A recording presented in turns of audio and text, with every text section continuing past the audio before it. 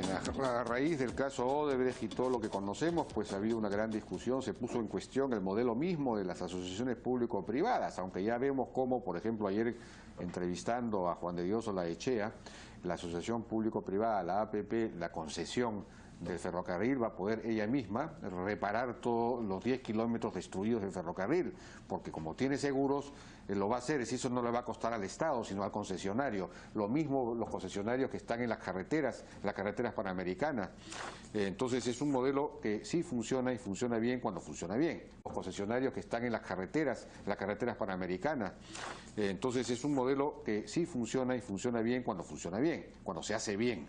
Bueno, se ha publicado ayer el Decreto Supremo 410, precisamente, que es el reglamento del Decreto Legislativo 1224, que es la Ley Marco de Promoción de la Inversión Privada mediante asociaciones públicas.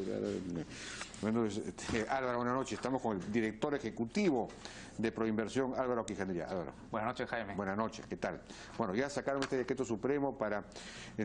se ha dicho que esto va a, digamos, a dar un nuevo... Vamos a modernizar todo esto, darle un nuevo nivel, ya de nivel global. ¿Cómo es la cosa? ¿Cuál es la idea acá?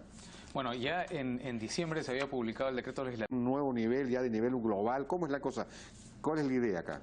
Bueno, ya en diciembre se había publicado el decreto legislativo 1251, que era el paso fundamental para la reforma del sistema de APPs. El reglamento especifica de manera mucho más detallada varias de las reformas que se introdujeron ya para poder mejorar la calidad, la eficiencia de todo el marco para hacer asociaciones público-privadas y sobre todo la integridad, la transparencia de estos procesos. De acuerdo. Uno de los temas era que los proyectos salían muy crudos, es la palabra que usa Wash, salen muy crudos. Entonces, claro, eso se presta a cualquier cantidad, gana el que gana, además, bueno, con ofertas temerarias, y al final hay un montón, cualquier cantidad, gana el que gana, además, bueno, con ofertas temerarias, y al final hay un montón de adendas para incrementar los valores, en fin. Se dice que los proyectos tendrían que salir con estudios mucho más definitivos. ¿Esto se asegura, digamos, con la nueva ley o con el reglamento? Hay varias modificaciones que establece el reglamento, que sí, efectivamente, asegura que se vaya a trabajar con estudios más avanzados. Incluso se incorpora la necesidad también de trabajo previo, por ejemplo, la liberación de predios. Se incorpora la necesidad de que haya comentarios que se reciban de todas las entidades que participan en los procesos antes de que un contrato salga a discusión con los postores. Son varios temas que se han incorporado digamos, que se asegura, que aseguran la calidad mayor en estos procesos. O sea que se asegura que el proyecto sale con un mayor nivel de estudio, para que haya menos adendas y menos... y tampoco, digamos... me mencionabas el asunto de que salgan con menos, con los terrenos más saneados, ¿no es cierto? Pero para eso se dio un decreto legislativo que ha sido derogado por la Comisión de Constitución. He visto este decreto legislativo que creaba el proyecto de acceso a predios de inversiones priorizadas, que permitía precisamente facilidades para expropiar y todo lo demás, para poder avanzar rápidamente en los proyectos. ¿Eso ha sido derogado por el Congreso? ¿O no por el Congreso todavía? No, sino por la Comisión de Constitución. No, efectivamente, pero estamos haciendo un esfuerzo de diálogo junto con el Ministerio de Economía, con las entidades que mostraron su preocupación por el decreto, para poder sustentar que no genere en realidad un riesgo importante ni para los temas de propiedad de las comunidades indígenas, ni tampoco genera un riesgo importante masivo, porque en realidad está referido a proyectos específicos priorizados dentro de la cartera de proyectos APPs. Es decir, es un proyecto que operaría con un equipo especializado para poder facilitar la liberación de terrenos para esos proyectos. Y en ningún caso vulnera los derechos de consulta previa tampoco. Ahora, el tema de las ofertas temerarias, esto de ganar la licitación, pues ofreciendo un precio mucho más bajo de que realmente resulta al final, ¿cómo lo van a controlar? Se establece en el reglamento que al momento de establecer las bases de los concursos se tienen que incorporar elementos para poder evitar, prevenir las ofertas temerarias. Eso es usual en la mayoría de sistemas de APPs en el mundo. Se puede establecer en las mismas bases de los concursos, por ejemplo, que la eliminación de las ofertas más baja o más alta, o por ejemplo la eliminación de algunas ofertas si es que hay una distancia muy grande entre la primera y la segunda. Digamos, hay mecanismos que se pueden prever al hacer estos procesos para poder evitar que existan ofertas temerarias. Ahora, oferta temeraria es básicamente una oferta que al presentarse uno puede estar casi seguro que requerirá posteriormente una adenda. Sí, pues, claro, de acuerdo.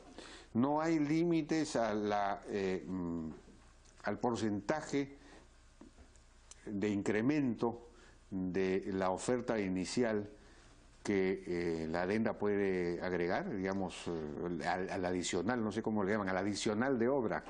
Lo que se ha establecido en el decreto legislativo es un plazo de 3 años, durante el cual todas las adendas tienen que estar limitadas a una serie de temas específicos. Y aquí leo porque no me acuerdo exactamente cuáles son esos temas, pero tienen que ver fundamentalmente con la corrección de errores materiales, los hechos sobrevivientes a la adjudicación de la buena pro y la precisión de aspectos operativos. Es decir, las adendas van a estar limitadas a estos conceptos y durante esos primeros 3 años se pueden suscribir solo limitadas a esos casos. De acuerdo. Uno de los temas que se ha criticado en Proinversión es la capacidad técnica o profesional de Proinversión, en el sentido de que necesitaría tener pues gente de mayor nivel, de mayor capacidad y sobre todo poder traer asesorías de nivel global, digamos, que puedan ayudar en la formulación de los proyectos, en la estructuración financiera de los proyectos, en fin, hacer una cosa del más alto nivel global. ¿Y eso se va a asegurar? Hay 2 puntos ahí importantes. A partir de la aprobación del reglamento, tenemos un plazo de tiempo en el cual hay la posibilidad de reestructurar la entidad, mirando perfiles profesionales, mirando la posibilidad de tener nuevos procesos, y eso debiera de permitir el atraer nuevo talento.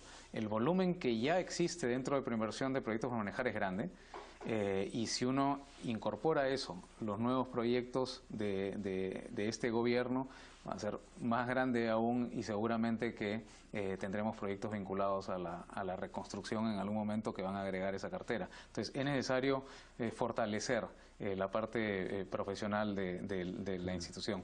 Pero por otro lado, lo segundo que mencionabas respecto de la posibilidad de traer asesores de primer nivel, vamos a revisar los lineamientos como parte de este proceso de reforma, los lineamientos para la contratación de asesores, de manera que podamos asegurar que tengamos concursos para estos asesores que sean atractivos para las empresas de primer nivel, tanto en la parte de estudios de ingeniería como en los temas de banca de inversión, en la asesoría financiera.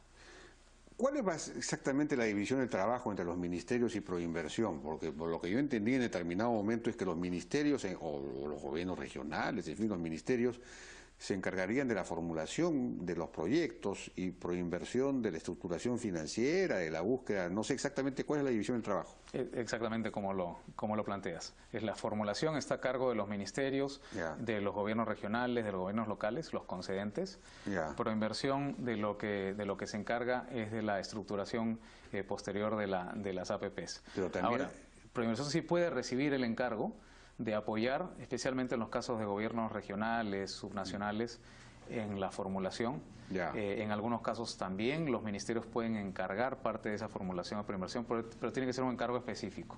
Es decir, lo que se plantea en el nuevo marco es una visión bien clara de tareas. Y todo el tema del saneamiento de los terrenos, las expropiaciones, eso está a cargo de Proinversión, creo.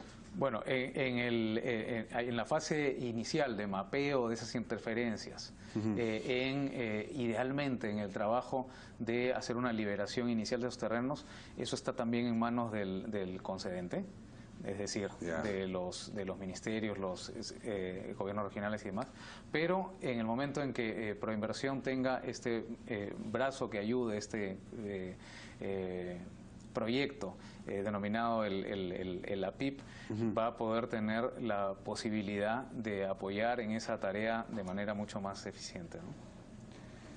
Bueno, y para todo lo que tiene que ver ahora con la reconstrucción o la construcción, porque en realidad lo que se viene es un gran proyecto nacional de construcción nacional, ¿no? Porque hay que reconstruir carreteras, hay que reconstruir puentes.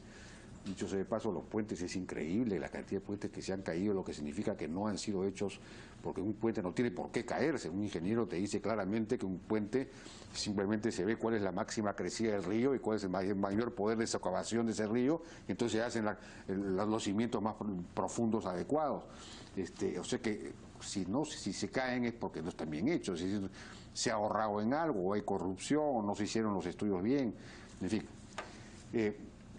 Claro, eso es un problema del Ministerio de Transporte más que de Proinversión, pero digamos, va a haber un montón de proyectos ahora que desarrollar con la construcción, incluso las ciudades satélite y todo lo que haya que construir, es una cosa pero enorme. Proinversión va a jugar algún papel en esto, ¿tiene alguna idea, alguna sugerencia? Sí, ciertamente. Nosotros tenemos varios instrumentos con los que podemos atraer inversión privada. Las APP son uno de ellos, pero también está el mecanismo de obras por impuestos. El mecanismo de obras por impuestos debiera permitir complementar la inversión pública y hacer que algunas empresas puedan, utilizando su capacidad y agilidad para poder desarrollar proyectos, implementarlos, el poder, digamos, de alguna manera complementar lo que se puede hacer con inversión pública. En el caso de APPs, estamos listos en Proinversión digamos, estructurar los proyectos que se puedan desarrollar que estén vinculados a estos temas. Ahora, pero por ejemplo, ¿en qué medida puede afectar el tema de la construcción la situación de Graña y Montero, que es la principal constructora nacional, la que mayor capacidad tiene, digamos? Y hoy día, precisamente, o ayer han emitido un, ¿cómo es que le llaman esto? Reporte de hechos de importancia, digamos, señalando que en realidad ellos sí pueden contratar con el Estado porque no están incursos en los dos incisos del decreto de urgencia 03, que son los que establecen cuáles son las empresas que para poder vender sus activos o lo que fuese, tienen que, en fin, conformar un fideicomiso y no pueden contratar con el Estado y todo lo demás. Ellos dicen que no están incursos en nada de eso y que sí pueden contratar con el Estado. No sé si eso es cierto o no es cierto. ¿Cómo ven el tema de la capacidad de construcción del país? Si no funciona Graña y Montero, ¿cómo hacemos? En fin. Bueno, en realidad ha habido un esfuerzo importante desde el punto de vista normativo en estos meses por precisar lo que se estableció primero en el decreto de urgencia, ha habido lineamientos posteriores, y luego las limitaciones que se establecieron en la ley de contrataciones del Estado para la participación posterior de empresas que han estado incursas en actos de corrupción, que también se ha reglamentado. Y creo que eso ya ha permitido, digamos, aclarar bastante más el panorama para las empresas que participan en todos los procesos de contratación con el Estado, incluidas las APPs. Bueno, pero vamos a ver cómo se va a resolver eso. Ahora, ¿cómo es esto de que se eliminan las llamadas adendas de bancabilidad? ¿Qué significa eso? Bueno, lo que ha existido en el pasado es que se volvió casi más que una costumbre. Creo que casi de manera universal en todos los contratos APPs terminaba habiendo posteriormente al cierre del contrato una adenda para poder tener el cierre financiero del contrato, que se denominaba la adenda de bancabilidad. En este caso, al precisarse que en esos 3 primeros años puede haber adenda solo por algunas causas que no incluyen el tema de bancabilidad, en la práctica lo que estamos haciendo es eliminar esas adendas, con lo que va a tener que suceder es que los propios postores, hasta digamos quienes financien a esos postores y Proinversión, van a tener que realizar las evaluaciones de manera previa al cierre de los contratos. Ya, de acuerdo. Por último, ¿este año cuántos proyectos van a salir por Proinversión, por APPs, digamos, y por qué monto? Tenemos 16 proyectos en número y el monto es de alrededor de 4.500 millones de dólares. ¿Y van a salir todos este año? Todos tienen fecha prevista para este año. y están caminando con un cronograma bastante preciso para y sobre eso se va a venir todo lo que tenga que ver con la construcción, la reconstrucción, ¿no?